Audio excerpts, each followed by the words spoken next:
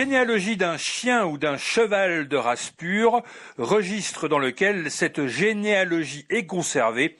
C'est du terme pédigré dont nous allons parler aujourd'hui. Il est l'exemple même du mot français qui a fait l'aller et retour avec l'Angleterre, avec tout ce qu'il faut de métaphores, de phonétique et d'assimilation pour avoir une histoire passionnante. Le dictionnaire historique de la langue française est notre guide aujourd'hui. Le mot pédigré, c'est très sérieux. Le mot pédigré vient de l'ancien français pied de grue. La grue, cet oiseau haut sur pattes qui, en Europe, vit près des lacs et des zones humides. Or, la patte de cet oiseau migrateur laisse dans la terre mouillée une trace spéciale composée de 3 petits traits rectilignes.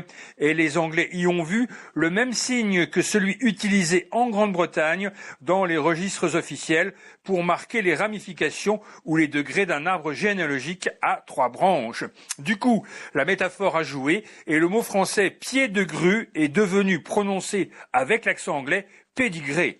Il s'est d'abord employé à propos de la généalogie d'un animal, surtout chien, chat et cheval, puis avec le début du XXe siècle, il a peu à peu pris le sens de curriculum vitae, s'appliquant donc aux personnes. Et comme si cette étymologie de pédigré, pied de grue, n'était pas suffisamment compliquée, il a fallu que la langue anglaise place un double E à la fin du mot, par assimilation avec le mot degré, qui en anglais prend aussi 2 lettres E à sa terminaison, de quoi brouiller encore un peu plus les pistes qui mènent à l'origine de ce mot pas comme les autres.